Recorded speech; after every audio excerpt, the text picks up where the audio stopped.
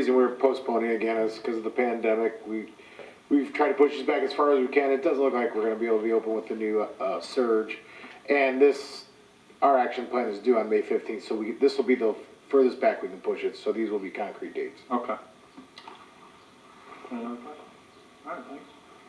Item 6.16 is a motion to approve small business relaunch grant application for case numbers 2020-032, 036, 037, 038, 39, or 041 for a total amount of $52,500, and this is funded through the Community Development Block Grant COVID-19 Fund.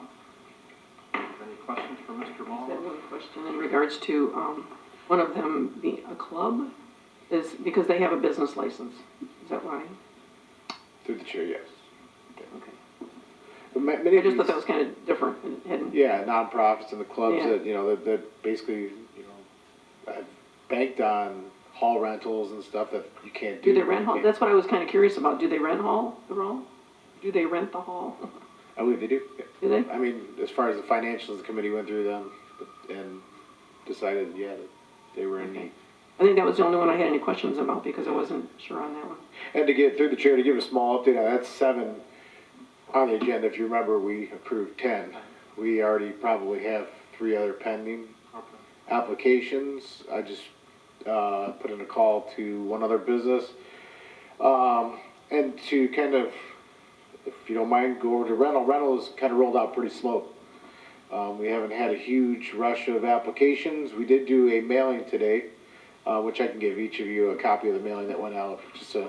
We sent it to all non-homestead households in the city and put an occupant, and then we did a card so that it would be a letter so that they could see right there. So right now we haven't had a huge rush. The deadline for that application is April 30th, and then we may have to reevaluate. If you remember, the small business started out pretty slow too when we launched that in July, but now we can't keep enough funding. So again, we may have to reevaluate that between the administration and city council towards the end of this month to see how rental assistance is going. And maybe there is, if you remember me mentioning the Treasury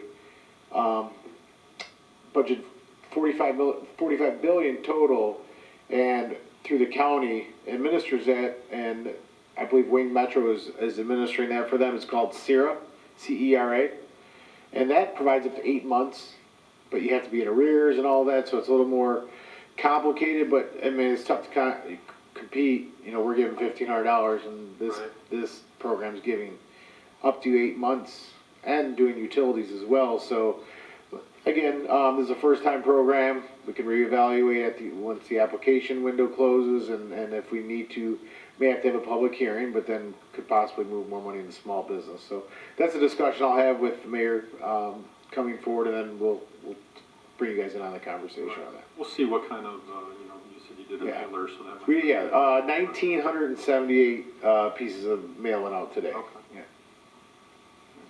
Mr. Chairman? Yeah.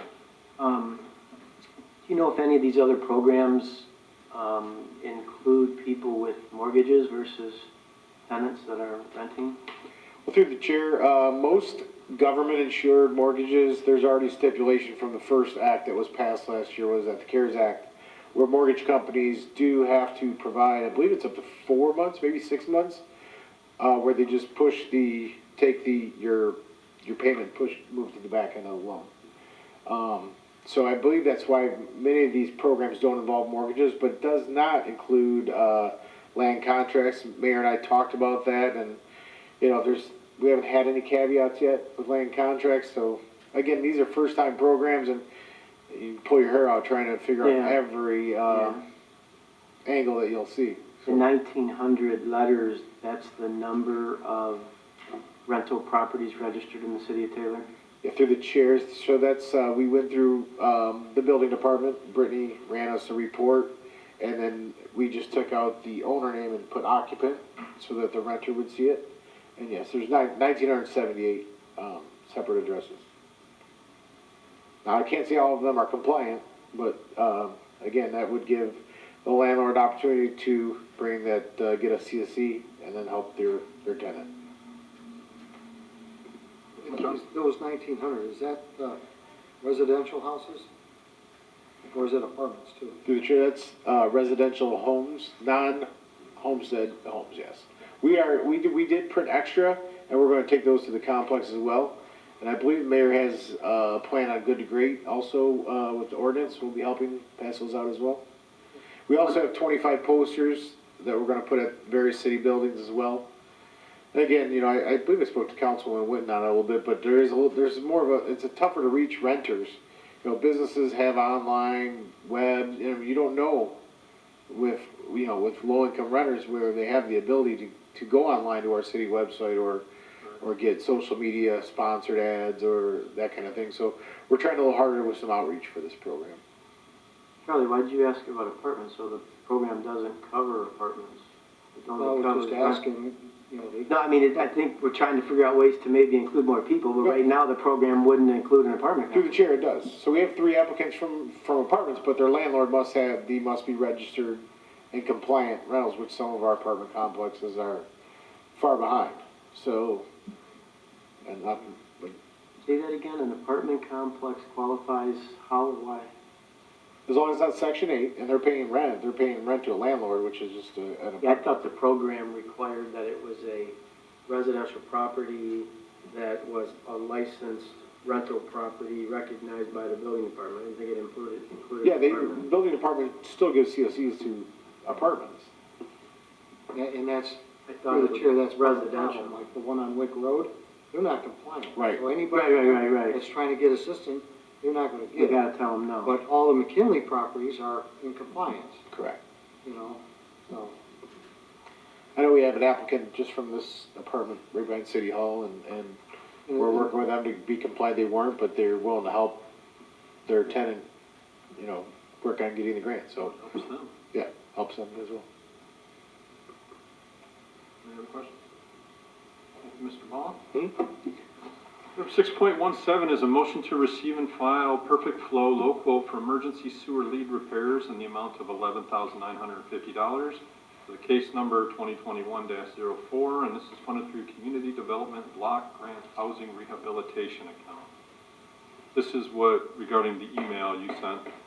Through the chair, yes, the email, I believe you guys saw the bullet point of history, and it's a tough situation for the homeowner. I did talk to Councilman Johnson because that's his only expertise. No, and it is a sad situation for the homeowner. They were really taken to the cleaners. As soon as I mentioned the company, Councilman Johnson immediately confirmed our thoughts. It's a shame, people need to really pay attention. Do their homework. Yeah, so. We mentioned the company, they're not licensed at all. I wouldn't recommend that. Yeah, I didn't want to, especially I'm when I not talked to sure, the but I read it homeowner. right now. I don't know if the homeowner has litigation with them, I don't know. Yeah. I mean, You what, ready for it, Sheila? Because I'm ready to say something. and it's really the homeowner's matter, because the city was not involved at that time. But, the reason she did save the money is our previous engineer, Greg Mayhew, had written a letter that their system was failing. So she saved for 2 years for this money.